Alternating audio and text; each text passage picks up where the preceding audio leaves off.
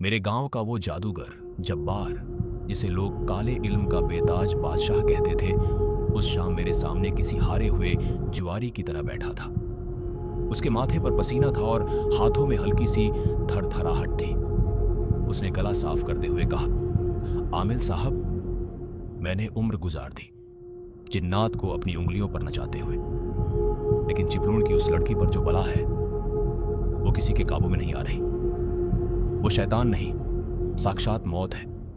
मैंने अपनी पूरी कुव्वत लगा दी, पर वो मुझे ही खत्म करने की धमकी दे रहा है। जब्बार जानता था कि मैं एक आमिल हूं जो रूहानी ताकतों से इलाज करता है, लेकिन मैंने आज तक अपनी ताकतों का नुमाइश नहीं की थी। जब्बार की आंखों में मौजूद डर ने मुझे मजबूर कर दिया कि मैं उस मासूम की जान बचाऊं। रात के 7 बजे जब हम चिपलूण के लिए निकले तो आसमान में चांद बादलों के पीछे छुपा हुआ था। रास्ते भर सन्नाटा था, सिर्फ गाड़ी के पहियों की आवाज और जब्बार की भारी सांसें सुनाई दे रही थी। 9 बजे हम उस घर पहुंचे। घर के बाहर कदम रखते ही एक अजीब सी बदबू महसूस हुई, जैसे कोई चीज अरसे से सड़ रही हो। लड़की के पिता ने बताया कि 3 साल से घर में चूल्हा जलना मुश्किल हो गया है। उन्होंने उसे मेंटल हॉस्पिटल में भी रखा, पर वहां जो हुआ उसने डॉक्टरों को भी डरा दिया। लड़की ने डॉक्टर का हाथ पकड़कर उसकी निजी जिंदगी के वो राज उगल दिए जो कोई नहीं जानता था। डॉक्टर ने साफ कह दिया, इसे दवा की नहीं, दुआ और रूहानी इलाज की जरूरत है। मैंने वजू किया और कमरे के बीचों बीच अपनी चटाई बिछाई। मैंने सुरक्षा का एक हिसार बनाया और हाजिरात का अमल पढ़ना शुरू किया। अभी चंद मिनट ही हुए थे कि अचानक घर की खिड़कियां अपने आप जोर जोर से टकराने लगी।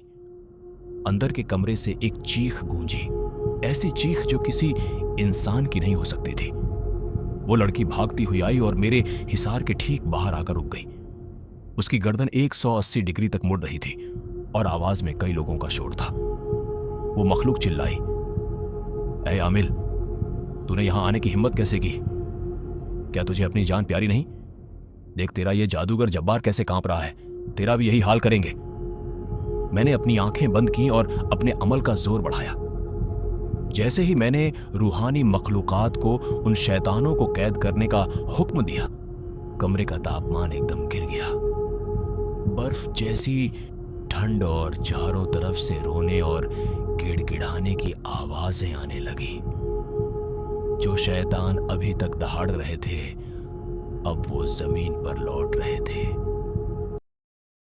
मैंने कड़कती आवाज में पूछा, सच उगल, तू कौन है और किसके हुक्म पर यहां आया है?